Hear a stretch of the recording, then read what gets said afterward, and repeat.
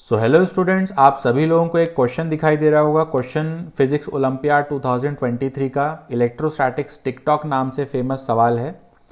इस वीडियो के total 3 parts रहने वाले हैं। पहला पार्ट तो रहेगा क्वेश्चन, जिसमें क्वेश्चन पूछता क्या है। दूसरा पार्ट रहेगा सिस्टम रिक्वायरमेंट्स, मतलब कि इसका सॉल्यूशन समझने के लिए आपको क्या क्या पता होना चाहिए। और फाइनली जो थर्ड पार्ट है वो होगा इसका सॉल्यूशन। ठीक है, तो ऐसा कोई बच्चा है जिसने क्वेश्चन ऑलरेडी ट्राई कर रखा है और उससे नहीं बना था, तो वो वीडियो को थोड़ा सा आगे बढ़ा के जहाँ से सॉल्यूशन चालू हुआ है वहाँ से देख सकता है। बाकी जिस बच्चे ने सॉल्व नहीं किया या जो 11 to 12th मूविंग है उनको पूरा देखना चाहिए। तो एक बार आप वीडियो पॉज करके ये आधा स्क्रीनशॉट ले सकते हो, देन फिर से वीडियो पॉज करके ये बाकी का स्क्रीनशॉट ले सकते हो। तो ये क्वेश्चन में पूछा गया है। ठीक है, तो एक एक बार आप लोग इसको ट्राई कर लेना। तो ये हो गया वीडियो का पहला पार्ट ख़त्म। दूसरा पार्ट मैंने पोस्ट डाला था कि इस सॉल्यूशन को अगर आप समझना चाहते हो तो आपको इतनी बातें पता होनी चाहिए, distance of a point from axis और टॉर्क ऑफ अ फोर्स वगैरह वगैरह। तो again 11 to 12th moving crowd है, तो इस वजह से मैंने गेस किया है कि बस मेथड ऑफ पार्शियल फ्रैक्शन नहीं पता होगा, बाकी सब पता होता है। सबको सब पता होता है बाकी। ठीक है, एक इन्वर्स ट्रिग्नोमेट्रिक आइडेंटिटी लगेगी, वो मैं सॉल्यूशन के टाइम में यूज़ कर लूँगा। जो यहाँ पर सबसे मतलब इम्पॉर्टेंट चीज़ है, मतलब जो रास्ते का पत्थर बन सकती है सॉल्यूशन के टाइम पे, वो ये है मेथड ऑफ पार्शियल फ्रैक्शन। तो इसका मैं आपको शॉर्टकट एक्सप्लेन करने जा रहा हूँ। ठीक है, कोई लॉजिक नहीं दूंगा मैं यहाँ पर आपको, क्योंकि मैथ्स वाले आपको क्लास 12th में पढ़ाएंगे बहुत अच्छे से कि पार्शियल फ्रैक्शन क्या होता है। मैं उसका एक सबसेट का एक सबसेट यूज़ कर रहा हूँ, है ना। बहुत छोटी सी बात मैं आपको बता रहा हूँ जो कि इस सॉल्यूशन में यूज़ होगी। तो देखो, काम की बात, मान लो आपके पास ऐसा कुछ लिखा हुआ है 1/x+1 then 1/x+1 into 2x+1, ऐसा कुछ है। और आप इसको कुछ इस फॉर्म में लिखना चाहते हो 1/x+1 into something plus 1/2x+1 again something. तो ये जो चीज़ थी, इसको इस फॉर्म में लिखने को ही पार्शियल फ्रैक्शन बोलते हैं, या हो सकता है कुछ और होता हो। कई लोग पार्शियल फ्रैक्शन डिकम्पोजिशन बोलते हैं। तो अलग अलग लोग अलग अलग बातें बोलते हैं। हमारे काम की बात यह है कि हमको ये सीखना है कि इसको ऐसे कैसे लिखा जाए। ठीक है, तो मैं शॉर्टकट बताने जा रहा हूँ। शॉर्टकट में सिर्फ लॉजिक है, उसके पीछे का एक्सप्लेनेशन कमेंट सेक्शन में मत मांगना कि सर ये कहाँ से आया, है ना। ये आप क्लास 12th में पढ़ना आराम से डिटेल में। तो देखो, काम की बात यह है कि यहाँ पर जो आपको लिखना है ना, वो मैं आपको सिखा रहा हूँ, डायरेक्ट लिख पाओगे एकदम। तो आप ये सोचो कि x+1 जीरो कब होगा। सोचो, ये जो x+1 वाला पार्ट है ये जीरो कब होगा। ये जीरो तब होगा जब x का वैल्यू -1 होगा, है ना, यही होगा। तो आप क्या करो, x+1 के अलावा जो बचा 2x+1 बच रहा था ना, तो आप 2x+1 पे ये वैल्यू रख दो। कहने का मतलब देखो, मैं करके बता रहा हूँ, 2 इंटू -1+1, ऐसा। ठीक वैसे ही इसकी बात करूं अगर मैं सेकेंड वाले पार्ट की, तो फिर से आप सोचो कि ये 2x+1 कब जीरो होगा। तो ये जीरो होता होगा x इज इक्वल टू -½ पे। ठीक है, तो अब आप किसके पीछे पड़े हो, अब तो आप 2x+1 के पीछे पड़े हो ना। तो आप ये सोचो कि इसके अलावा जो यहां पर है क्या है, x+1, तो वहां पर आप ये चीज रख दो। तो x+1 की जगह -½ रखता, अगर मैं x+1 की जगह पर -½ रखता तो क्या बनता, -½ +1। तो बस ये अपन ने डायरेक्ट लिख दिया। ठीक है, तो यही इंटीग्रेशन में आगे जाके यूज़ होगा, तो मैंने आपको बता दिया। हो सकता है समझ ना आया हो, तो कोई बात नहीं भाई, फिर से समझा दे रहे हैं, है ना। अब सिर्फ काम की बात बोलेंगे। देखो मुझे लिखना है 1/x+1, तो जब मुझे 1/x+1 के बाजू की चीज़ लिखनी है तो मैं x+1 के ऊपर हाथ रख दूंगा। बिल्कुल मैं सोचूंगा ये कब ज़ीरो होगा, ये ज़ीरो होगा -1 पे। तो ये -1 पे 0 होगा, तो यहाँ -1 रख दूंगा और उसी चीज़ को यहाँ लिखूंगा मतलब कि 2 इंटू -1 + 1। और वैसे ही अगला वाला जो है 1/2x + 1 का लिखना है मुझे, तो फिर से मैं सोच लूँगा ये कब 0 होगा, तो ये 0 होगा -½ पे, है ना। तो ये 0 होगा -½ पे, तो मैं यहाँ पर -½ रख दूंगा, तो -½ + 1। अब मैंने 2 बार समझा दिया है तो अब तो समझ में आ ही गया होगा, है ना। और अगर अभी भी समझ में ना आया हो तो भाई क्या कर सकता हूँ मैं, है ना, फिर आपको इंतज़ार करना पड़ेगा अपने क्लास 12th का। तो ये बनेगा 1/x + 1 और वहाँ कितना हो जाएगा, वहाँ पर हो जाएगा 2/2x + 1। तो इसको अपन ने इस फॉर्म में लिख दिया, इसको अलग अलग कर दिया। अगर मेरी बात पे भरोसा ना हो तो इसको वापस से आप मिला के चेक कर सकते हो, यही आना चाहिए। चलो कर ही लेते हैं चेक, ठीक है। तो लिखा मैंने 2/2x + 1 - 1/x + 1, ठीक है। तो क्या बनेगा, देखो ये बनेगा 2x + 2 - 2x - 1 बाय दोनों ब्रैकेट। तो देखो 2x से 2x गया, 2 - 1 क्या हो गया 1, तो सेम चीज़ मिल गई ना आपको, है ना। तो हमने चेक भी कर लिया कि हाँ हमने जो समझाया है, जो किया है एकदम सही है, ठीक। तो अब फाइनली हम आगे जा सकते हैं सॉल्यूशन की तरफ।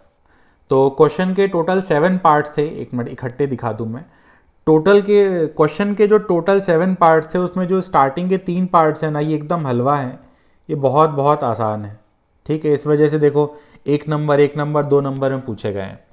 उसके बाद जो डी से चालू हुआ है ना, ये अच्छे वाले हैं।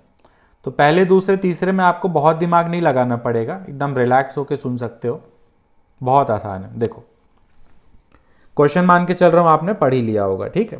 तो जो इसका फर्स्ट पार्ट है, इसमें लिखा हुआ है कि जो रिंग है वो हॉरिजॉन्टल से 0 डिग्री का एंगल बनाती है, कि लिखा हुआ है अल्फा 0 डिग्री है, मतलब कि फर्स्ट वाले में जो रिंग है वो हॉरिजॉन्टल है।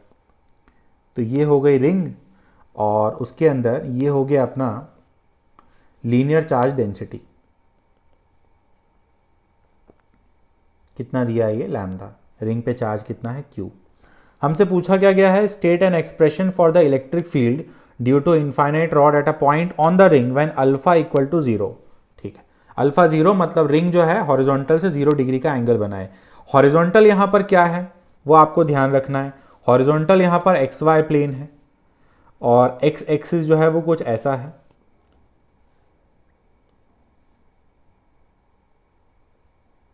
ये Y है, और ये अलोंग Z जो है वो इनफाइनाइट लाइन चार्ज रखा हुआ है।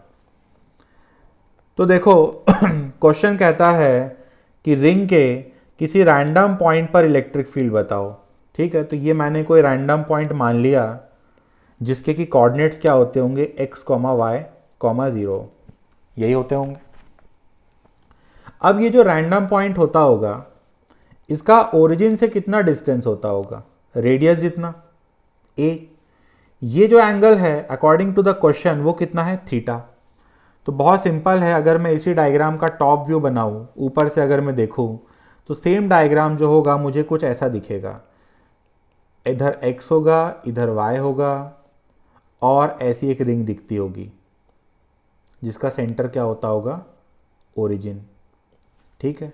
और जिस पॉइंट की मैं बात कर रहा हूँ वो पॉइंट यहाँ कहीं होता होगा, ये रहा वो पॉइंट, और ये जो है ये रिंग का रेडियस होता होगा स्मॉल a, और जो थीटा आपको यहाँ पर दिख रहा है ऊपर वाले डायग्राम में वो थीटा ये रहा, ठीक है। तो इतनी मैथ्स तो आई थिंक सबको आती है कि जो ये है ये कितना होता है, ये a cos थीटा होता है, और ये कितना होता है, ये a sin थीटा होता है। तो इस पॉइंट के जो कोऑर्डिनेट्स होते होंगे वो होते होंगे a cos theta, a sin theta, 0। 0 क्यों, क्योंकि जो पॉइंट है वो अभी XY प्लेन में है। तो जो इसके कोऑर्डिनेट्स थे वो हमको पता चल गए, a cos theta, a sin theta, 0, ऐसा हुआ।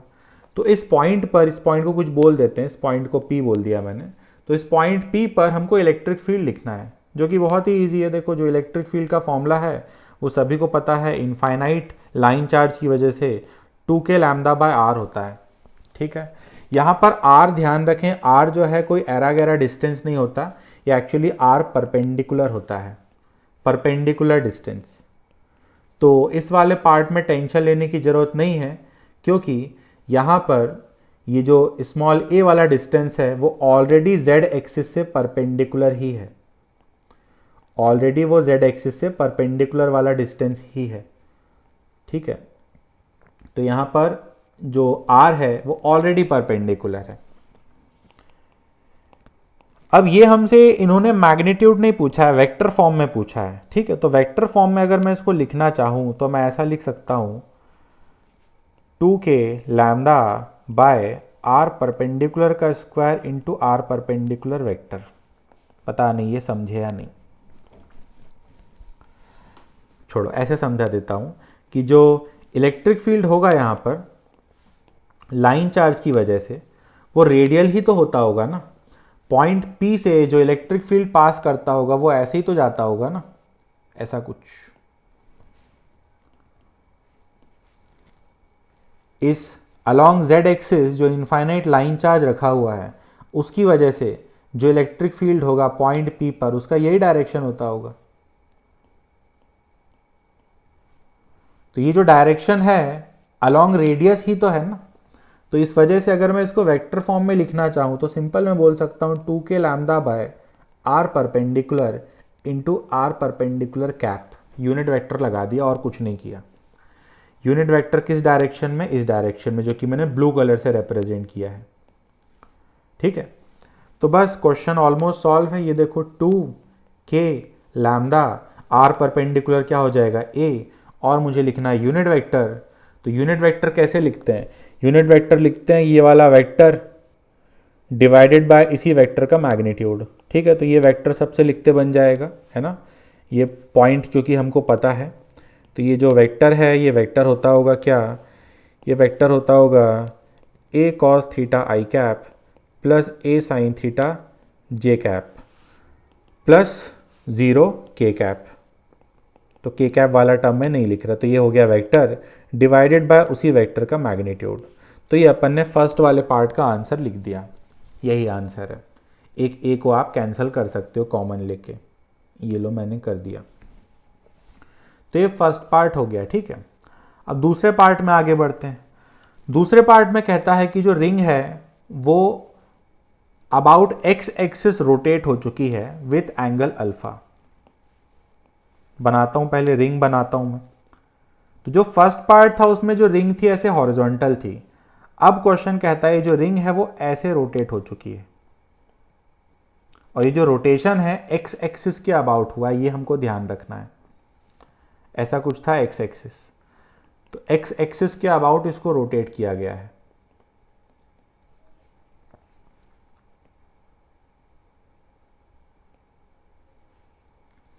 तो फिर से देखो यहां कहीं पर एक पॉइंट मैंने कंसीडर किया, इस पॉइंट को फिर से मैंने पॉइंट P कहा। अब ध्यान देने वाली बात यह है कि जो ये पॉइंट P था, ये पहले मतलब क्वेश्चन के फर्स्ट पार्ट में ये पॉइंट XY प्लेन पे होता था, लेकिन क्योंकि अब रिंग रोटेट हो चुकी है इस वजह से ये जो पॉइंट है ना ये थोड़ा सा ऊपर आ चुका है। ये समझ लो, ये मैंने बनाया XY प्लेन, ये XY प्लेन है। तो रोटेशन की वजह से ये जो पॉइंट है ना वो थोड़ा ऊपर आ चुका है अब, ठीक है। तो देखो फिर से मैं थोड़ा बहुत कंस्ट्रक्शन करूंगा। ये क्या होगा A, ठीक है। ये एंगल कितना था बताओ, थीटा था। अब मैं इसका टॉप व्यू नहीं बना रहा हूं, हाँ यहीं पर समझाना आसान है। तो ये A है, ये थीटा है, तो बताओ ये कितना हो जाता होगा, कि जो मैंने लाल कलर से हाईलाइट किया, ये हो जाता होगा सिंपल A cos थीटा, ठीक है। अब जो A sin थीटा होता होगा ना, वो A sin थीटा कहाँ होता होगा सोचो। हो सकता है किसी बच्चे को ऐसा लगे कि A cos थीटा x में आया है तो A sin थीटा y में आएगा, तो ऐसा नहीं होने वाला बिल्कुल भी, है ना। ऐसा अगर कोई सोच रहा है तो एकदम गलत है। क्यों गलत है? गलत इसलिए है क्योंकि A cos थीटा x में और A sin थीटा y में तब आता है जब ये पॉइंट XY प्लेन में प्रेजेंट हो। लेकिन ये जो पॉइंट P है ये एक्स वाई प्लेन में थोड़ी ना प्रेजेंट है, ये तो एक्स वाई प्लेन से थोड़ा ऊपर है ना। तो इस वजह से जो A cos थीटा, सॉरी जो A sin थीटा है वो कहीं यहां आता होगा, ये रहा A sin थीटा। ठीक है, अब ये जो A sin थीटा है ये हॉरिजॉन्टल से कितना एंगल बना रहा है, अल्फा। तो ये कितना हो जाता होगा, देखो ये हो जाता होगा A sin theta sine alpha. ये वाला डिस्टेंस देखो z एक्सिस के पैरेलल है, A sin theta sine alpha, इस वजह से ये क्या होता होगा z। ठीक वैसे ही यहाँ पर आऊँ अगर मैं, ये देखो ये मैंने ग्रीन कलर से बनाया एक और, ये कितना होता होगा, ये होता होगा A sin theta cos alpha.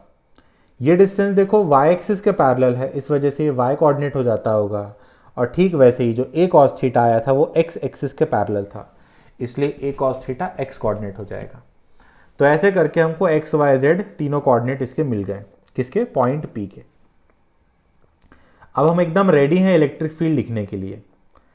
तो इलेक्ट्रिक फील्ड का फॉर्मूला देखें अगेन, क्या था फॉर्मूला हमारे पास इलेक्ट्रिक फील्ड का, 2k, इलेक्ट्रिक फील्ड का फॉर्मूला था 2k lambda by R perpendicular into R perpendicular cap, ये था। अब यहाँ पर आपको ये ध्यान रखना पड़ेगा कि जब आप क्वेश्चन का फर्स्ट पार्ट सॉल्व कर रहे थे तो उसमें जो आर परपेंडिकुलर था वो रेडियस था, लेकिन यहाँ पर जो आर परपेंडिकुलर है वो रेडियस नहीं होता होगा, वो कुछ और होता होगा, क्योंकि यहाँ पर रिंग को रोटेट करवा दिया गया है ना। देखो ऐसे समझो, एक और एग्जांपल बना, एक और डायग्राम बना दे रहा हूँ मैं। देखो मान लो ये रिंग है, ठीक है, और आपने मान लेते हैं यहाँ कहीं पर कोई पॉइंट कंसिडर किया होता, तो ज़रा सोचो अब जो रेडियस होगा वो ये होगा, है ना, ये होगा रेडियस, लेकिन जो आर परपेंडिकुलर होगा वो तो ये होगा ना।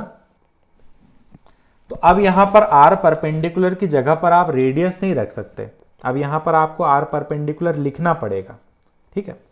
तो अब यहां पर हमारी फर्स्ट रिक्वायरमेंट यूज होगी कि distance of a point from axis. तो जो हमारे पास पॉइंट है x, y, z, इसका डिस्टेंस हमको लिखना है z एक्सिस से, ये वाले डिस्टेंस की मैं बात कर रहा हूँ जिसको कि r परपेंडिकुलर बोला जाता है। तो ये जो r परपेंडिकुलर होता है ये x i cap plus y j cap होता है। तो यहाँ से इसका मैग्नीट्यूड लिख सकता हूँ मैं square root X square plus Y square, और इसी की हेल्प से r परपेंडिकुलर कैप भी लिख सकते हैं यूजिंग वेक्टर बाय उसका मैग्नीट्यूड। तो बस अब इन बातों को उठा के यहाँ पे रखना है, तो अपना जो सेकेंड पार्ट है उसका आंसर भी आ जाएगा। तो क्या बनेगा देखो, E is equal to 2k lambda by R perpendicular, जो कि है square root X square plus Y square. X कितना था, एक्स था a cos थीटा, और y कितना आया था a cos theta cos alpha, यही आया था, एक बार चेक कर लिया जाए। हाँ नहीं गलत लिखा, a sin theta cos alpha आया था।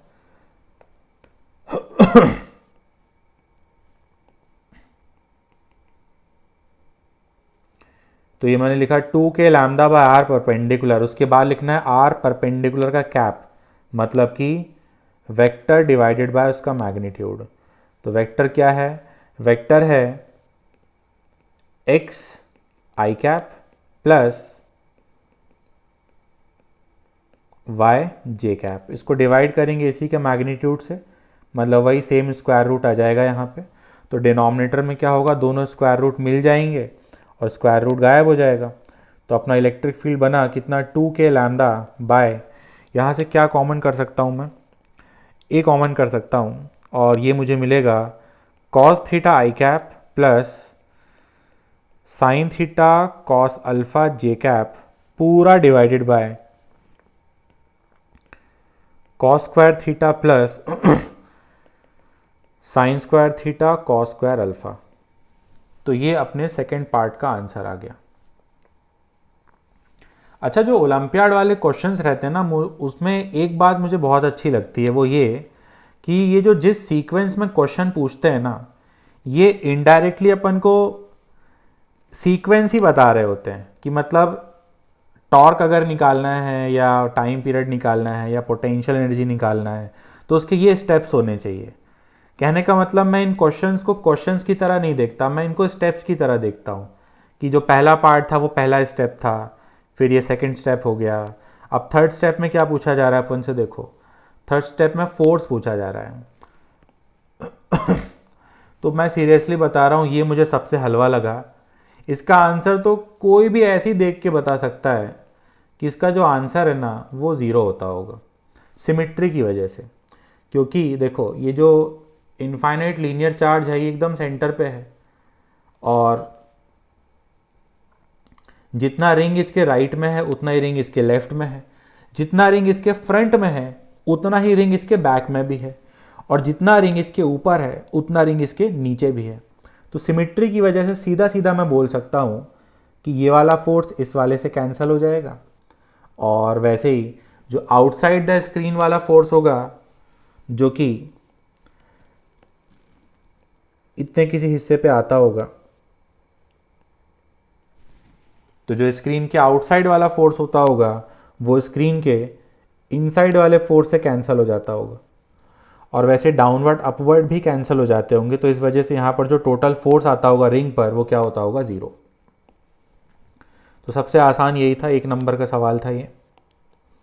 तो रिंग पर जो टोटल फोर्स होता होगा ना वो ज़ीरो होता होगा, लेकिन जो टोटल टॉर्क होता होगा वो ज़ीरो नहीं होता होगा। यहीं पे देख सकते हो, जैसे कि अगर मैं बात करूँ राइट हाफ की, तो इस पर एफ एक्स ऐसा लगेगा, एफ एक्स नहीं सॉरी, ये वाई एक्सिस था ना, हाँ, तो एफ वाई ऐसा आएगा, और लेफ्ट हाफ पर जो एफ वाई आएगा वो ऐसा आएगा। तो यहाँ पर इन फोर्सेस का कुछ ना कुछ टॉर्क तो आ जाता होगा, ठीक है। तो टोटल फोर्स क्या होता होगा, ज़ीरो, लेकिन टोटल टॉर्क ज़ीरो नहीं होता होगा। इसी वजह से नेक्स्ट पार्ट में इन लोगों ने क्या पूछा हमसे, टॉर्क पूछा है। सबसे ज़्यादा मेहनत इसी में लगती है, इसलिए इसको ध्यान से समझ। तो बच्चों इस पार्ट में हमसे जो टॉर्क पूछा गया है वो क्वेश्चन ने क्लियरली मेंशन नहीं किया कि टॉर्क किसके अबाउट निकालना है, मतलब किसी पॉइंट के अबाउट है या किसी एक्सिस के अबाउट है, ठीक है। तो यहाँ पर मैं थोड़ा सा रुका था, लेकिन फिर मुझे ध्यान आया कि यहाँ पर जो भी रोटेशन वगैरह दिया गया है रिंग को, वो तो एक्स एक्सिस के अबाउट ही दिया गया है ना। इसका जो सेकेंड पार्ट है, when the ring makes an angle alpha, या कॉम्प्रिहेंशन वगैरह पढ़ोगे स्टार्टिंग में, तो वहाँ पर भी एक्स एक्सिस के अबाउट ही रोटेट किया गया है। तो सीधी सी बात है, जब पूरा रोटेशन वगैरह एक्स एक्सिस के अबाउट है, मतलब एक बात पक्की है कि यहाँ पर जो टॉर्क पूछा गया है वो भी एक्स एक्सिस के अबाउट ही पूछा जा रहा है। तो हमको यहाँ पर एक्स एक्सिस के अबाउट टॉर्क लिखना है, ठीक है। अब देखो हम यहाँ पर थोड़ा सा स्मार्ट वर्क करेंगे। स्मार्ट वर्क ये कि यहाँ पर जो टॉर्क आता होगा या फिर जो फोर्स होता होगा, मान लो अगर मैं रिंग का एक छोटा सा सेक्शन कंसीडर करता हूँ, तो इस पर दो फोर्स होने चाहिए। एक तो होता होगा एफ एक्स और एक होता होगा एफ वाई, ठीक है। तो सोचो ये वाला जो फोर्स है एफ एक्स वाला फोर्स, ये तो एक्स एक्सिस के ही पैरेलल हो गया ना, और जो फोर्स एक्सिस के पैरेलल हो जाता है उसका थोड़ी ना कोई टॉर्क आता है। तो सिस्टम रिक्वायरमेंट्स में मैंने ये चीज़ भी डाली थी कि टॉर्क अबाउट एन एक्सिस का नॉलेज होना चाहिए जो कि यूज़ होगा, तो वही यहाँ पर यूज़ हो रहा है। 11th क्लास में ये आप लोगों को पढ़ाया गया होगा, ठीक है। तो मैं कह रहा हूँ कि जो एफ एक्स है वो तो एक्स के पैरेलल है, तो इसका थोड़ी ना कोई टॉर्क होता होगा। जो भी यहाँ पर टॉर्क आता होगा वो इसका आता होगा, ये कंट्रीब्यूट करेगा टॉर्क में। कौन? एफ वाई कंट्रीब्यूट करेगा, है ना। अगर नहीं समझे तो आप इस चीज़ को ऐसे समझो कि मान लो ये सिंपल सा एक दरवाज़ा है, ठीक है। अब ये दरवाज़ा इस एक्सिस के अबाउट रोटेट हो सकता है, तो अगर आप इस दरवाजे पे ऐसा फोर्स लगाओ डाउनवर्ड, आप इस दरवाजे को पकड़ के लटक जाओ, है ना, ऐसे डाउनवर्ड फोर्स लगा दो, तो ऐसे डाउनवर्ड फोर्स लगाने की वजह से दरवाजा थोड़ी घूमता है।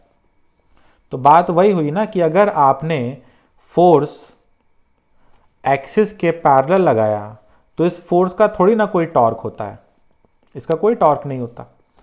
तो सेम फंडा यहाँ पर हम यूज़ कर रहे हैं कि जो एफ एक्स होता होगा उसका कोई टॉर्क नहीं होता होगा।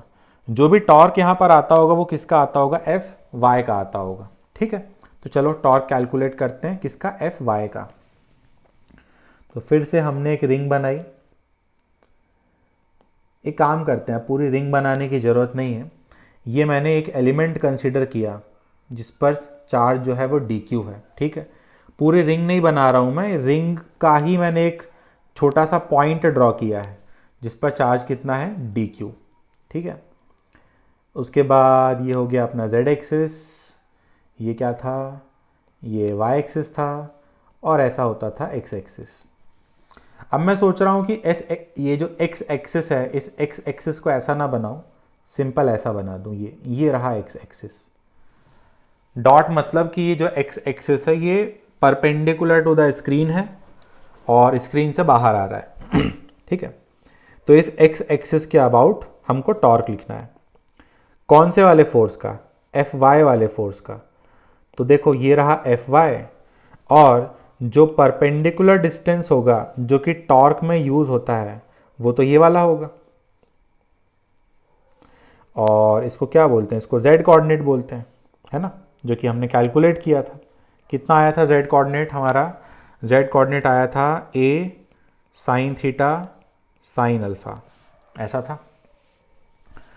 तो अब हम टॉर्क लिखेंगे डी क्यू पर। डी क्यू जो है रिंग का एक हिस्सा है, तो इस पर जो टॉर्क आता होगा वो आता होगा, एक जो छोटा सा टॉर्क आता होगा, है ना, छुटकू सा टॉर्क, वो आता होगा A sine theta sine alpha into F Y, ऐसा होता होगा।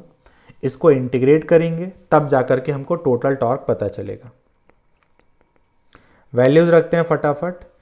A sine theta sine alpha, F Y का वैल्यू मैं लिख सकता हूँ D Q into E Y.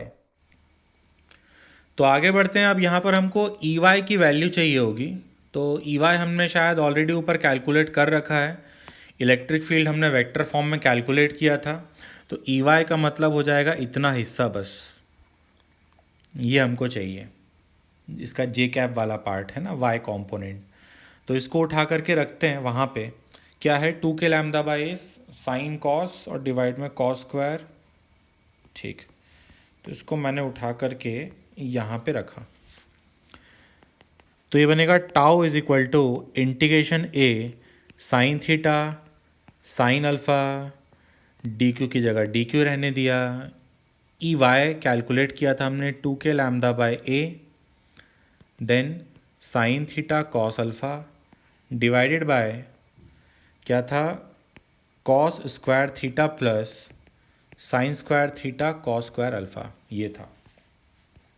अभी यहाँ पर डी क्यू रखना बाकी है, ठीक है। तो देखो डी क्यू रखना कोई बड़ी बात नहीं है, यहाँ लिख दे रहा हूँ मैं। जो डी क्यू है वो lambda ring into R D theta होता होगा। आर जो है रिंग का रेडियस। ये कुछ नया नहीं है, ऐसा आपने कई बार किया होगा, है ना, 11th में भी किया होगा, 12th में भी किया होगा। तो ये वाला जो पार्ट है इसको मैं एक्सप्लेन नहीं कर रहा, ये डी क्यू मैंने कैसे लिखा। लैम्डा रिंग लिख देता हूँ। लैम्डा रिंग हो जाएगा charge on ring divided by length of ring, जो कि 2 पाई आर होगा। तो यहाँ से देख सकते हो आर से आर रेडियस कट गया और डी क्यू हमको पता चल गया। तो अब डी क्यू भी रख देते हैं। तो क्या बनेगा, टॉर्क एक ए कट जा रहा है यहाँ पर, और बना ये क्या, ये बना 2 के लैम्डा, डी क्यू भी रख दे रहा हूँ मैं, हाँ, यहाँ पर Q by 2 pi sine alpha cos alpha, sine theta 2 बार है देख सकते हो, तो साइन स्क्वायर थीटा बनेगा। तो ये एक फाइनल जो हमारे काम का इंटीग्रेशन है उसमें कन्वर्ट हुआ। अब बस हमको इस इंटीग्रेशन को सॉल्व करना है ठीक है, अपना बस ये टारगेट रह गया है। कहने का मतलब जो फिजिक्स है वो अपन ने पूरी समझ ली, अब जो है वो सिर्फ और सिर्फ मैथ्स है। अच्छा, यहाँ पर अभी लिमिट्स रखना भी बाकी है ना, तो लिमिट्स वाला पार्ट समझ लो थोड़ा सा। यहाँ पे आते हैं, इस डायग्राम की हेल्प से समझ लेते हैं लिमिट्स। देखो मैं ये सोच रहा हूँ कि अगर सिर्फ और सिर्फ इतने पार्ट पर हम टॉर्क कैलकुलेट करें और उसका 4 टाइम्स कर दें तो हमारा काम बन जाना चाहिए। कैसे?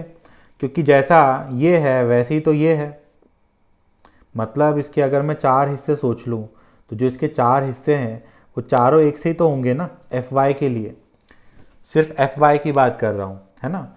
तो मैं सोच रहा हूँ कि मैं सिर्फ और सिर्फ ये जो ग्रीन वाला पार्ट है इसमें जो लिमिट होती होगी वो कहाँ से कहाँ होती होगी, वो लिमिट होती होगी 0 से लेकर के 90 डिग्री तक, ये ऐसा 90 डिग्री होता होगा, 1/4 है। तो यहाँ पर लिमिट्स मैं लगाने जा रहा हूँ, लिमिट्स होंगी 0 से 90 डिग्री या फिर 0 से π/2 और उसका अपन 4 टाइम्स कर देंगे, तो हमको जो टोटल टॉर्क होता होगा पूरी रिंग के लिए वो मिल जाता होगा। ठीक है, अब इसको करते हैं इंटीग्रेट। इंटीग्रेशन के पहले मुझे लगता है थोड़ा और सिंप्लीफाई किया जा सकता है, और सिंप्लीफाई कर लेते हैं। देखो, और एक काम करते हैं, के का वैल्यू भी रख देते हैं जो कि 1/4πε0 होता है। तो ये पहले तो 2 से 2 गया और ये बना 1/4πε0 लैम्डा q/π। बाहर है साइन अल्फा कॉस अल्फा। यहाँ पर मैं क्या करने जा रहा हूँ, ऊपर नीचे साइन स्क्वायर थीटा से डिवाइड करने जा रहा हूँ। तो ये बनेगा 0 to π/2 D theta divided by cot square theta plus cos square alpha, और इनटू में क्या था 4। अब ये 4 से ये 4 चला गया। अब मैं सोच रहा हूं कि बाहर डिनोमिनेटर से कॉस स्क्वायर अल्फा को बाहर निकाल लूं, तो ये बनेगा क्या, lambda q/π² sign alpha cos alpha, denominators में कॉस स्क्वायर अल्फा को बाहर निकाला। तो अब ये इंटीग्रेशन मुझे थोड़ा तो साधारण दिखेगा। कॉस स्क्वायर अल्फा को बाहर निकाल रहा हूं तो ये बन जाएगा 1 plus cot theta sec alpha का होल स्क्वायर, ऐसा कुछ हुआ। ठीक है, अब हमको ये इंटीग्रेशन करना है बस। 12th वाले जो बच्चे हैं उनके लिए तो हलवा होगा ये इंटीग्रेशन। तो एक काम करता हूँ, ये जो इंटीग्रेशन है इसको मैं आई बोल दे रहा हूँ और इसको हम अलग से कैलकुलेट करते हैं। लिमिट्स बाद में रखेंगे, एकदम एंड में जब इंटीग्रेशन हो जाएगा। तो अभी मेरा जो पूरा फोकस है वो सिर्फ और सिर्फ इंटीग्रेशन पे है।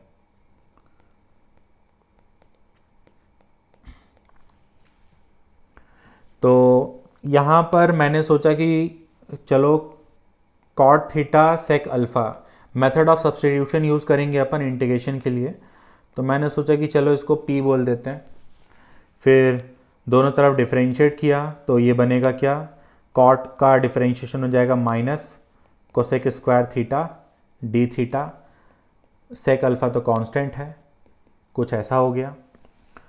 तो इसकी हेल्प से इस इंटीग्रेशन को मैं दोबारा क्या लिखूँगा, इसको मैं लिखूँगा इंटीग्रेशन डी थीटा का वैल्यू यहाँ से उठा के रख सकता हूँ मैं।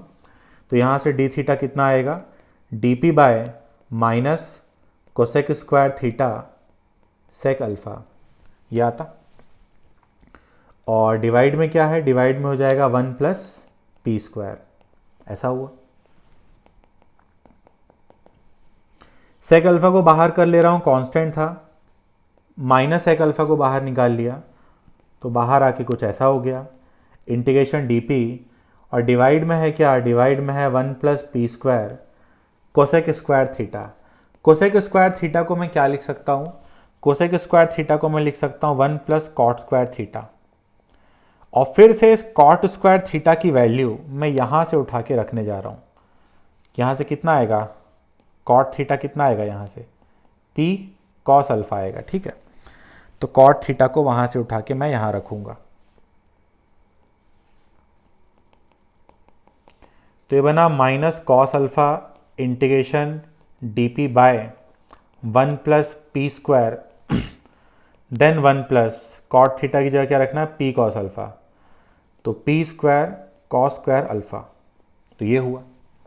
अब ये जो इंटीग्रेशन है ना, इसमें अपन को वही करना पड़ेगा, पार्शियल फ्रैक्शन, जो कि मैंने स्टार्टिंग में समझाया था। तो बनेगा I is equal to minus cos alpha. देखते हैं जुगाड़ तुम लोगों को याद हुआ या नहीं। ये देखो डीपी मैंने अलग से लिख दिया। ठीक है, अब इन दोनों को अलग अलग करना है। तो सबसे पहले लिखा मैंने 1/1 प्लस पी स्क्वायर। फिर मैंने सोचा ये चीज़ ज़ीरो कब होती, जब पी स्क्वायर -1 होता। ठीक है, तो पी स्क्वायर बराबर -1 में यहाँ पे रख दूंगा। तो जब मैं यहाँ पर पी स्क्वायर की जगह -1 रखता तो ये बनता 1 माइनस कॉस स्क्वायर अल्फ़ा, और वो क्या हो जाता, वो हो जाता साइन स्क्वायर अल्फ़ा। ठीक है, मान के चल रहा हूँ, समझ में आता है। अगला term 1/1 plus P square cos square alpha, ऐसा है।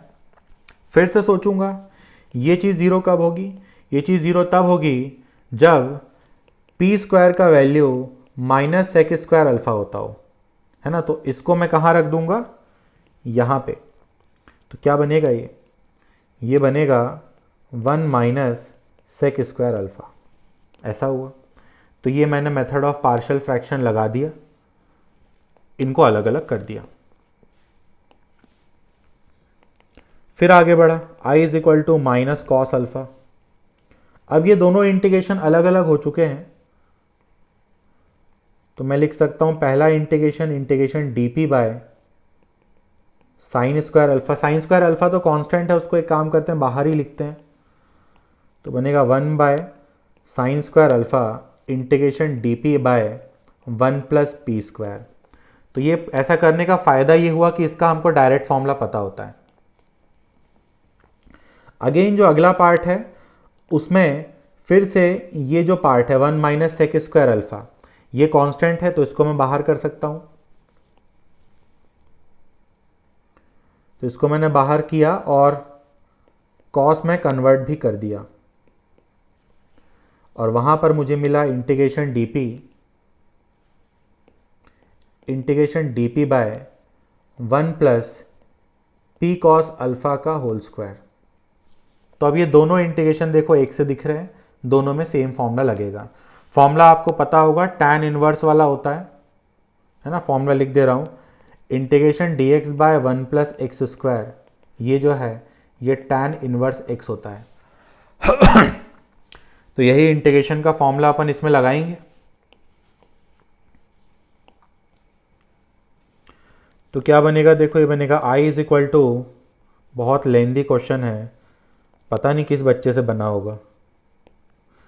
मुझे तो नहीं लगता कि कोई बच्चा इस क्वेश्चन को पूरा सही करके आया होगा, जिसने भी ओलंपियाड दिया होगा, छोड़ दिया होगा मैक्सिमम बच्चों ने। तो 1 साइन स्क्वायर अल्फ़ा, देखो ये इंटीग्रेशन कर दिया इसका अपन ने, तो ये बना कितना, टैन इनवर्स पी, और जो अगला पार्ट है उसको मैं लिख सकता हूँ cos square alpha divided by sine square alpha. यहाँ से माइनस कॉमन कर लिया है, वही माइनस यहाँ पे दिख रहा है आपको, है ना, ये वाला माइनस, और फिर 1 माइनस कॉस स्क्वायर को साइन स्क्वायर लिख दिया। इसको इंटीग्रेट करने जा रहा हूँ, तो इसका इंटीग्रेशन क्या होगा, इसका इंटीग्रेशन होगा tan inverse P cos alpha divided by cos alpha. ये पता होगा आपको, जो वेरिएबल का कोफिशिएंट होता है उससे डिवाइड किया जाता है एंड में, तो इसलिए यहाँ पे किया है कॉस अल्फ़ा से डिवाइड। तो ये इंटीग्रेशन हुआ। अभी इसको बहुत सिंप्लीफाई किया जा सकता है ना, जैसे कि देख सकते हो कि वो साइन स्क्वायर अल्फ़ा बाहर निकाल सकता हूँ मैं। तो मैंने क्या किया, ये वाला जो माइनस है, इस माइनस को मैं अंदर भेज दे रहा हूँ, सोच रहा हूँ नहीं ये काम करते हैं, ऐसे ही रहने देते हैं, छोड़ो। तो ये बना minus cos alpha by sine square alpha. अब आया क्या, टैन इनवर्स पी क्या था, अब पी का वैल्यू रखो, किसको कहा था P, cot alpha sec alpha को, sorry cot theta sec alpha को। तो कॉट थीटा सेक अल्फ़ा, तो ये रहा टैन इनवर्स पी, माइनस यहाँ क्या बचा होगा, कॉस स्क्वायर अल्फ़ा, और फिर से अच्छा एक तो कॉस कट गया है ना यहाँ पर, तो कॉस स्क्वायर अल्फ़ा नहीं बचा होगा, कॉस अल्फ़ा बचा होगा, और again tan inverse P cos alpha. P cos alpha भी निकाला था शायद, देखो पी कॉस अल्फ़ा को सीधे सीधे कॉट थीटा बोल सकता हूँ मैं,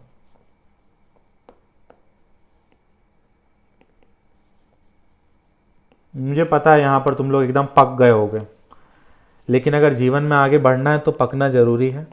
बिल्कुल ढीठ बन के लगे रहना चाहिए क्वेश्चन में। अब यहाँ से कुछ कॉमन हो सकता है? नहीं हो सकता, ठीक है। अब मैं यूज़ करूँगा एक ट्रिग्नोमेट्रिक आइडेंटिटी जो कि होती है tan inverse x plus cot inverse x is equal to π/2। तो जब मैं इस आइडेंटिटी को यूज़ करूँगा तो मैं बोल पाऊँगा कि tan inverse x is equal to π/2 minus cot inverse x। ऐसे इसको मैं यूज़ करना चाहता हूँ कहाँ पर? ये यहाँ पर, ठीक है। तो आइडेंटिटी मिटा दिया मैंने और डायरेक्ट आइडेंटिटी अब मैं यहाँ पर यूज़ कर रहा हूँ। तो ये बनेगा क्या? tan inverse cot theta sec alpha minus cos alpha. ये वाले पार्ट में आइडेंटिटी लगाने जा रहा हूँ, तो ये बनेगा π/2 minus cot inverse cot theta. Limit रख दे रहा हूँ अब मैं फाइनली, जो कि 0 से π/2 थी। ये तुमको पता होगा cot इनवर्स cot थीटा क्या हो जाएगा? Simply theta. तो एक स्टेप और लिखना पड़ेगा, तो आएगा i is equal to minus cos alpha sine square alpha, फिर tan inverse cot theta sec alpha minus cos alpha multiplied by π/2 minus theta. अब इसमें लिमिट जानी 0 से π/2। तो देखो अब लिमिट मैं सोच रहा हूँ हवा में रख दूँ, एटलीस्ट यहाँ तो रख ही सकता हूँ। तो देखो जब मैं यहाँ π/2 रखूँगा, सोचो क्या बनेगा? cot π/2 कितना होता है? cot π/2 0 होता है। तो अपर लिमिट क्या हो गई इसकी? 0 है ना। जब इस π/2 को यहाँ रखूँगा तो cot π/2 क्या होता है? 0। तो ये बनता tan इनवर्स 0, मतलब कि 0। तो अपर लिमिट तो हो गई 0, माइनस किया, लोअर लिमिट रखूँगा तो cot 0 क्या होता? cot 0 होता है इनफाइनाइट। तो tan इनवर्स इनफाइनाइट क्या हो जाता? π/2।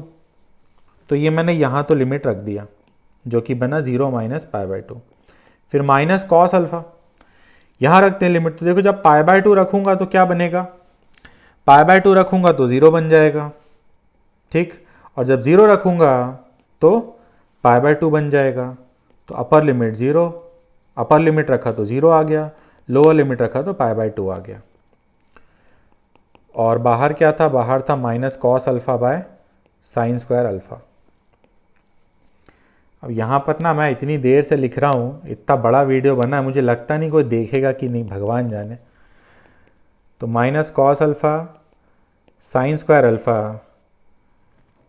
क्या मिल रहा है यहाँ? देखो यहाँ मिला minus π/2 minus cos alpha again minus π/2, ऐसा हुआ। तो यहाँ से मुझे मिला i is equal to cos alpha by sine square alpha 1 minus cos alpha then π/2। तो ये अपना इंटीग्रेशन सॉल्व हो गया। इस इंटीग्रेशन को थोड़ा और हम सिंप्लीफाई कर सकते हैं। कैसे? इसको मैं लिख सकता हूँ cos alpha 1 minus cos alpha, और डिवाइड में साइन स्क्वायर अल्फ़ा को बोल सकता हूँ 1 माइनस कॉस स्क्वायर अल्फ़ा, और फिर उसमें a प्लस बी और a माइनस बी वाली आइडेंटिटी लगा सकता हूँ। तो उससे ये ब्रैकेट चला जाएगा और जो हमारा इंटीग्रेशन है वो आ गया π/2 cos alpha by 1 plus cos alpha. तो ये अपना इंटीग्रेशन हो गया।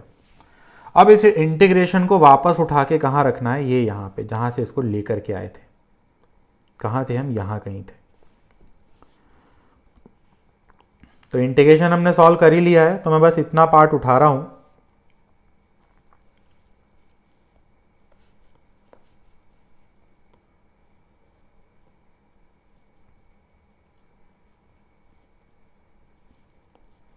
तो ये था अपना टॉर्क, और इसके बाद जो था वो इंटीग्रेशन था, जिसकी वैल्यू हमने कैलकुलेट कर ली। कितनी आई है? π/2 cos alpha by 1 plus cos alpha. ऐसा कुछ है। अब फिर से कुछ कैंसिल हो रहा है क्या? हाँ देखो, पूरा कॉस स्क्वायर चला गया, पूरा कॉस स्क्वायर का खानदान खत्म हो गया, एक पाई कैंसिल हो गया, तो ये बना lambda cube by 2 pi epsilon naught then sine alpha by 1 plus cos alpha. तो ये अपना टॉर्क आ गया। इसको अभी और सिंप्लीफाई किया जा सकता है क्योंकि अभी इसका ग्राफ भी बनाना है। वैसे ग्राफ मैं नहीं बनाऊंगा, तुम लोग खुद ही बना लोगे।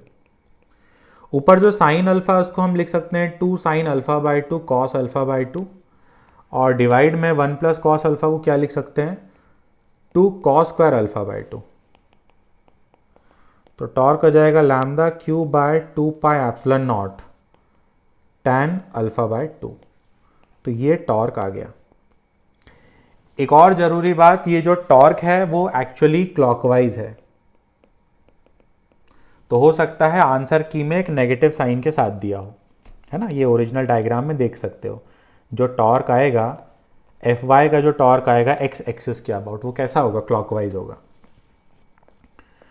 तो ये अपना टॉर्क हो गया। इसका ग्राफ की बात करें तो जो इसका ग्राफ होता होगा वो ये टैन अल्फा वाला, टैन अल्फा बाई 2 वाला ही ग्राफ होता होगा विथ अ नेगेटिव साइन, क्योंकि क्लॉकवाइज की वजह से क्या रहेगा? नेगेटिव। तो कुछ ऐसा ऐसा ग्राफ होता होगा, है ना। ये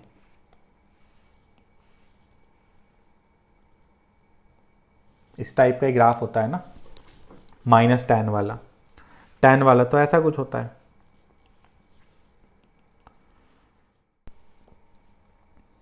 देन आगे बढ़ते हैं अपन नेक्स्ट पार्ट की तरफ। अच्छा, एक और बात, ये आंसर की में हो सकता है इतना बड़ा ग्राफ ना दिया हो, सिंपल उन्होंने इतना ही हिस्सा ही दिया होगा क्योंकि इतना ही काम का है बस।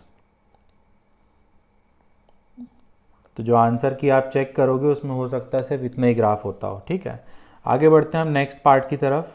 नेक्स्ट पार्ट में टाइम पीरियड पूछा गया है और कहता है कि स्मॉल ऑसिलेशंस की बात की जा रही है।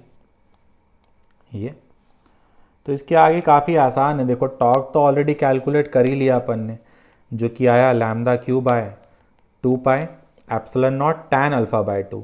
तो टैन अल्फा बाई 2 को मैं अल्फा बाई 2 बोल सकता हूँ क्योंकि एंगल बहुत ही छोटा है ना। और फिर इसी को मैं क्या बोल दूंगा? आई अल्फ़ा। अब आई अल्फ़ा वाला अल्फ़ा और ये वाला अल्फ़ा अलग अलग है ना। आई अल्फ़ा मतलब आई जो है मोमेंट ऑफ इनर्शिया, और अल्फ़ा जो होता है वो एंगुलर एक्सेलरेशन होता है। तो मैं उसको पूरा लिख दे रहा हूँ, एंगुलर एक्सेलरेशन। तो ऐसा torque is equal to I alpha use किया। तो यहाँ से अच्छा, आई जो है मोमेंट ऑफ इनर्शिया है, वो भी लिख देता हूँ। वो होगा क्या? M radius square by 2। Ring का मोमेंट ऑफ इनर्शिया है डायगोनल के अबाउट, डायगोनल के अबाउट ही रोटेट कर रही है रिंग यहाँ पे, अबाउट एक्स एक्सिस। तो यहाँ से जो एंगुलर एक्सेलरेशन आएगा वो कितना आएगा? देखो, ये एक 2 से तो 2 गया, तो जो एंगुलर एक्सेलरेशन आएगा वो आएगा lambda Q by 2 pi epsilon naught M A square into alpha. ये आएगा। एक बार और चेक कर लूँ। हाँ, तो याद होगा जब हमने एस एच एम पढ़ा था तो इसी हिस्से को हम क्या बोल देते थे? Omega square. Omega S H M वाला ओमेगा, याद हो तो। और एक और ज़रूरी बात हम क्या करते थे, हम कहते थे कि जो रोटेशन वाले प्रॉब्लम्स होते हैं, रोटेशंस वाले प्रॉब्लम्स में 2 प्रकार के ओमेगा एग्जिस्ट करते हैं। एक रोटेशन वाला ओमेगा होता है और एक एस एच एम वाला ओमेगा होता है ना। तो ये दोनों ओमेगा के बीच में कंफ्यूजन ना हो, इस वजह से हम क्या करते थे, हम रोटेशन वाले में ओमेगा यूज़ करते थे और एस एच एम वाले ओमेगा को ऐसे लिखते थे, ये दूसरे सिंबल से, ताकि कोई कंफ्यूजन ना रहे। तो यहाँ पर ये जो ओमेगा होता है ये एस एच एम वाला ओमेगा होता है, जिसको कि मैं इस सिंबल से रिप्रेजेंट करने जा रहा हूँ। और फिर यहीं से हम टाइम पीरियड निकाल सकते हैं यूजिंग 2 पाई बाय ओमेगा। तो कितना आ जाएगा टाइम पीरियड? टाइम पीरियड आ जाएगा यहाँ से 2 pi square root 2 pi epsilon naught M A square by lambda Q. यहाँ पर कुछ मिस तो नहीं किया ना? नहीं, सब सही है, ठीक।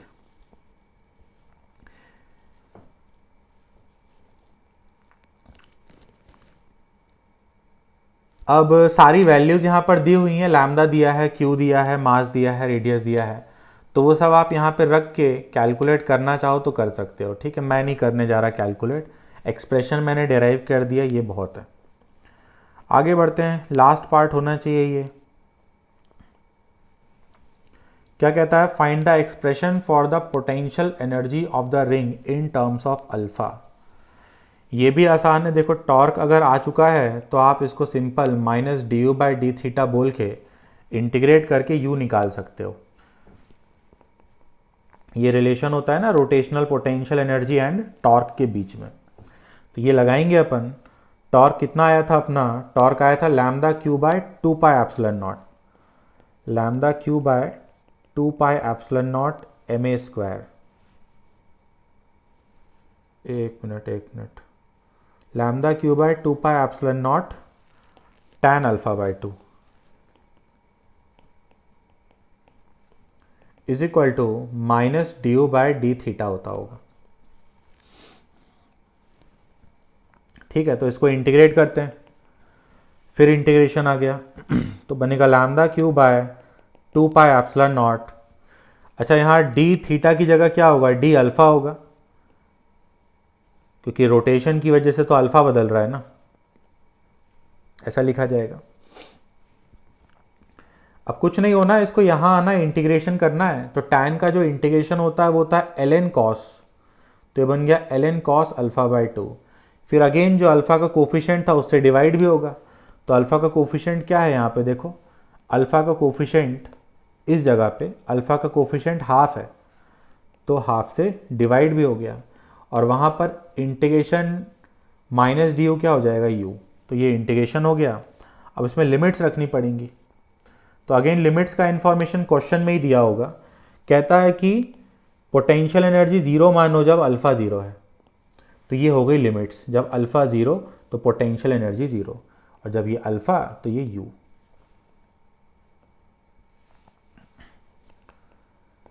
तो यहाँ से पोटेंशियल एनर्जी मुझे मिलेगी कितनी, lambda Q by 2 pi epsilon naught, 2 तो कट ही जा रहा है ना, 2 क्यों लिख रहा हूँ,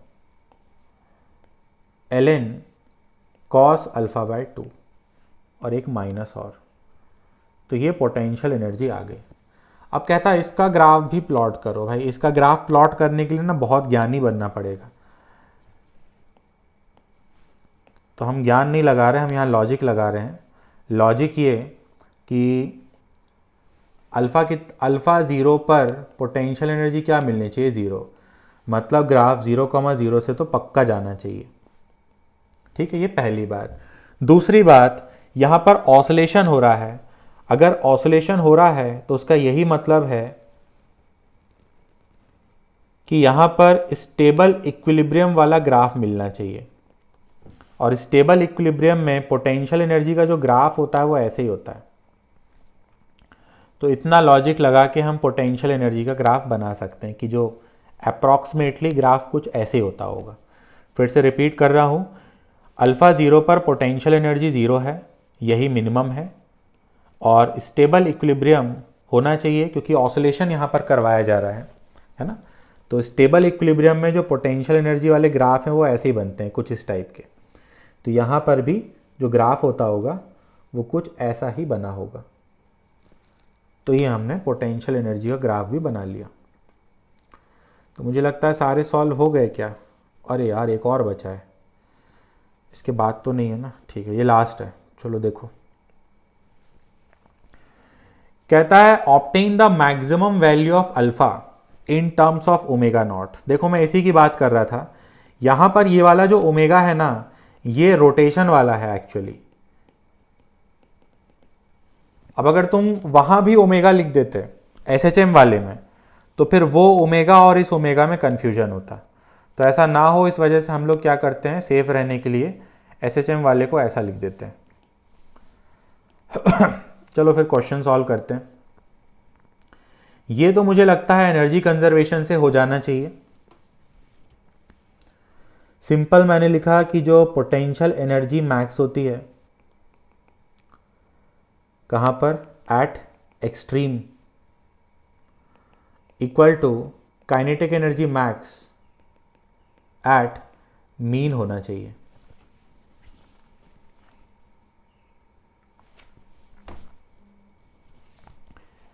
पता नहीं समझा या नहीं। एनर्जी कंजर्वेशन की बात कर रहा हूँ कि मान लो ये मैंने हॉरिजॉन्टल में अल्फ़ा को ही प्लॉट किया, तो जो रिंग है, रिंग अल्फ़ा 0 से अल्फ़ा मैक्स तक रोटेट करेगी।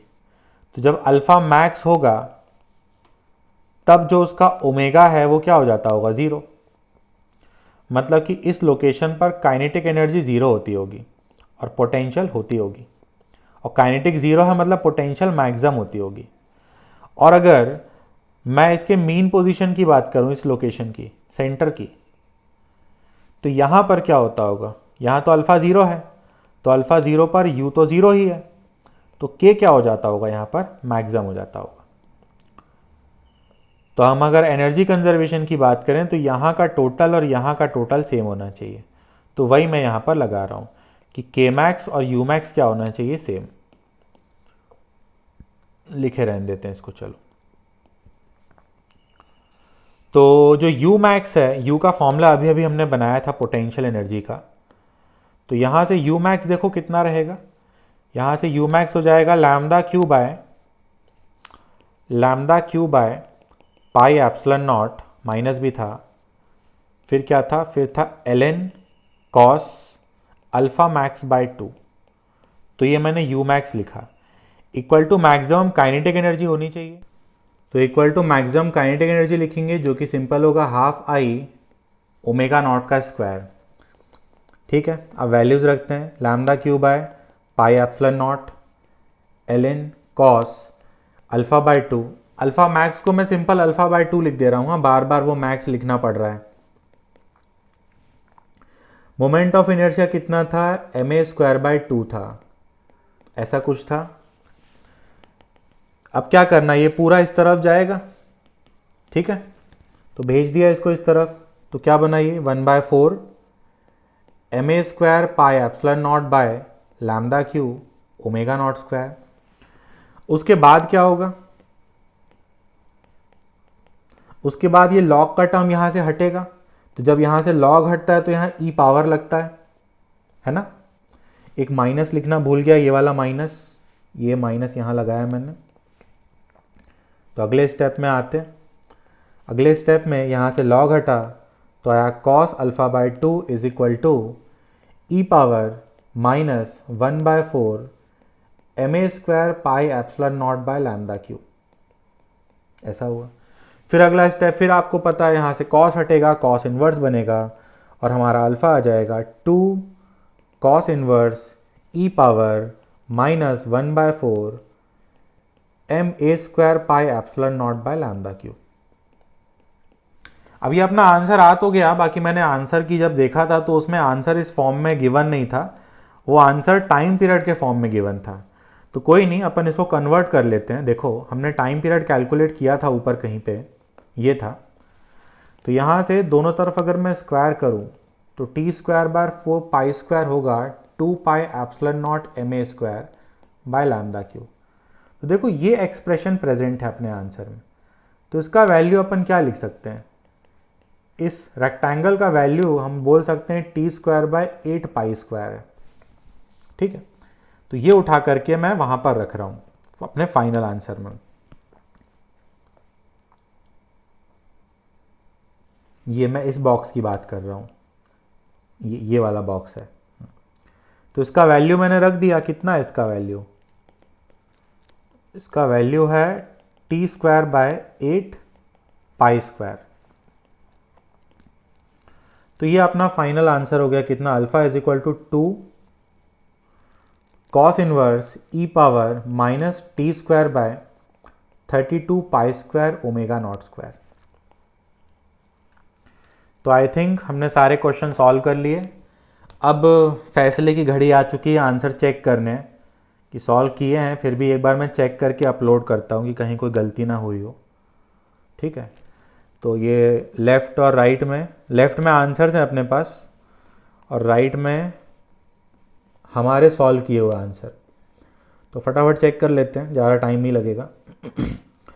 सबसे पहला पार्ट जिसमें इलेक्ट्रिक फील्ड पूछा था, 2k lambda 2k lambda cos sine, ठीक है, पहला आंसर सही है। ठीक है, यहाँ पर ये मत सोचना कि आंसर मैच नहीं कर रहा। लेफ्ट में जो आपको दिख रहा है ये मार्क नहीं हो रहा, एक मिनट, हाँ, लेफ्ट में ये जो एक्सप्रेशन दिख रहा है ना, इसमें इन लोगों ने कुछ नहीं किया, k की वैल्यू रख दी है बस 1/4πε0, इसलिए थोड़ा अलग दिख रहा है। ठीक है, बाकी आंसर सेम है। तो पहला आंसर तो अपना सही है।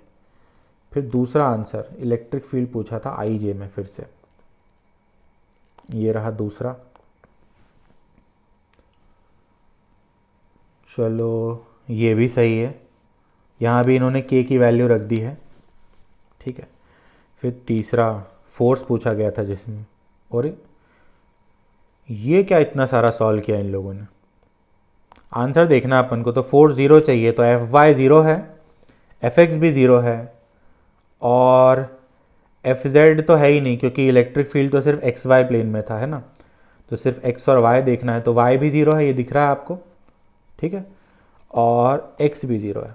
ठीक है, अच्छा एक और बात यहाँ लिखी हुई है, देखो लास्ट में दिखती होगी, थोड़ा और इसको बड़ा करूँ, क्या लिखा है देखो लास्ट में, द टोटल फोर्स, अच्छा अब जाके होगा अंडरलाइन, ये लिखा है the total force acting on the ring is 0, answers based on symmetric argument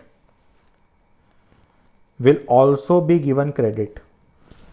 कहने का मतलब जिस बच्चे ने डायरेक्टली मेरी तरह थ्योरी यूज करके समझा के बोल दिया होगा कि सिमेट्री की वजह से फोर्स 0 आएगा, उसको भी मार्क्स मिले होंगे, है ना, ये ऐसा कहना चाह रहे हैं, जो कि अच्छी बात है। कितने अच्छे लोग हैं, अभी ये बोर्ड वाले होते तो नंबर काट लेते। फिर अगला क्या था, टॉर्क था, सबसे खतरनाक टॉर्क ही था। इनका इंटीग्रेशन भी आप देख लेना, बड़ा अजीब सा है, बिना फालतू लेंदी कर दिया इंटीग्रेशन को। तो टॉर्क आया, हाँ टॉर्क तो सही है, यही आया था ना अपना भी।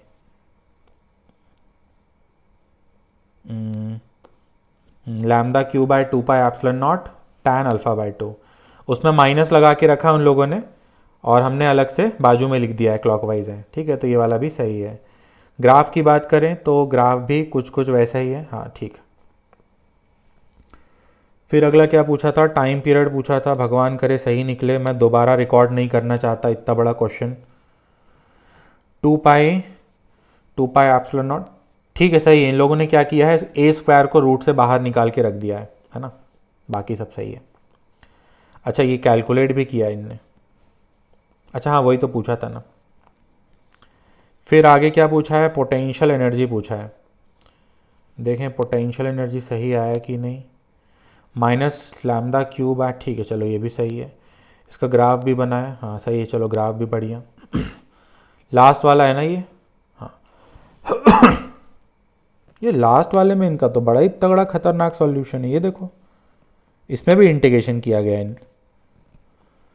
तो हम हमारे पास तो बुद्धि है ना, तो हमने इंटीग्रेशन नहीं किया है ना लास्ट वाले में, हमने सिंपल क्या लगाया, एनर्जी कंजर्वेशन, तो उससे हम इंटीग्रेशन को अवॉइड करते हो हमारा आंसर आ चुका। मैच किया कि नहीं देखें, 2 cos इनवर्स e⁻⁻, ठीक है सही है।